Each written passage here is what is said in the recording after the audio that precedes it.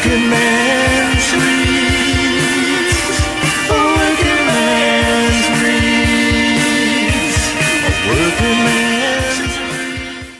Hey guys, Working Man Reads, back from vacation. Sorry for the 5-day hiatus, but I was in the mountains with my family. Well, I say the mountains, but I was by Canandaigua Lake, which is one of the Finger Lakes, and we spent the whole weekend just vibing out and chilling and hanging out with as a family. And yeah, I didn't spend my time on my phone, and it was kind of nice. It was a nice break. So what I am reading is what I'm going to talk about today, and that is Still Bloodkin by Ronald Kelly. I'm reading that with Spooky Noodles, Nick, and I'm enjoying it. It's a old school with a little different flair vampire novel. I've talked about it before, and I also cracked into Sion Das's Buried with the Night. There should be a review for this coming up next week, I'm hoping. And then I went to the thrift store to get my mom a book, and yes, Prue, that is Meg. And yeah, what can say anything better than two words, Jurassic Shark? I mean, that says a lot. But yeah, I was digging into that while I was chilling outside the pool, or well, the pond, I should say. And yeah, I was fishing and drinking some beers, some adult beverages, and reading Meg and a bunch of other books, and I was just really digging into having fun, you know. I wish I had gotten more reading done, but I did get some reading done, and that's good enough, right? So the noise you're hearing in the background is my author mail that I got sent to me while I was away. And this is from a author that approached me on Instagram, and he was super chill, super cool, offered to send me one of his books and for me to try it. So yeah, that author is Oliver C. Seneca, and he sent me a bunch of these like little Instagram, all his social medias. So if you want to check him out, it's Oliver Seneca. It's pretty official. That's pretty cool. That's pretty cool. He also sent me a note, a letter, basically just thanking me for the opportunity to read his book and review it on my channel, and I definitely will be getting to this soon. But he was super chill. He's like, whenever you get to it, you get to it, no big deal.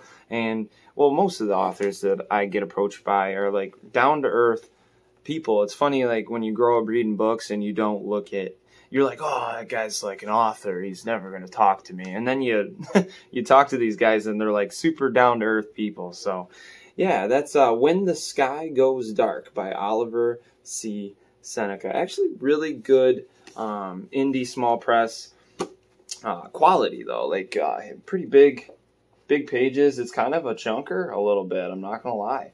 It's 280 pages, so I definitely will be digging into this. I like how at the top it's got like the description of the genres that it's in. That's pretty fun. They're like subgenres, so I think that's pretty cool. It's like a thriller, supernatural.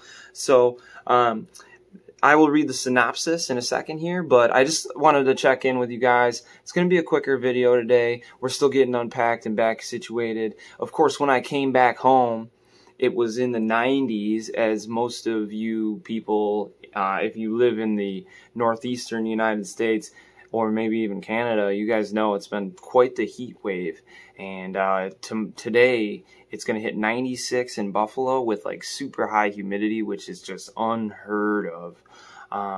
And yeah, I know Sion, I saw in the back of your book that you're from New York City, so I'm sure you're experiencing the same thing I am. Hopefully you have some AC.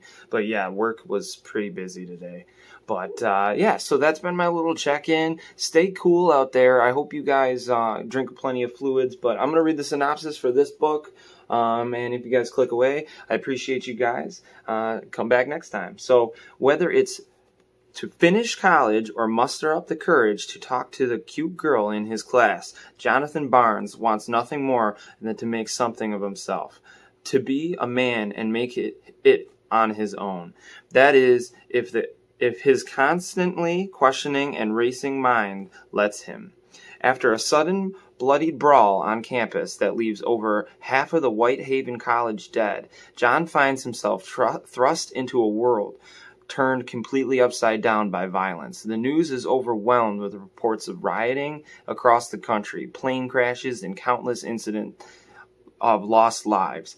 They say that it is going global, with no explanation as to the cause of the nationwide catastrophes and a cryptic phone message from his parents. John has no choice but to traverse into the horror to find his loved ones. His family may be dead or worse, turned into rage-filled maniacs that pay no mercy to anyone or anything when night falls. Nothing is certain except for one thing. John wants to be inside when the sky goes dark. That sounds awesome. I like that. I mean, it's just a synopsis on the back, but that's just good writing at the end there. To anyone or anything when the night falls.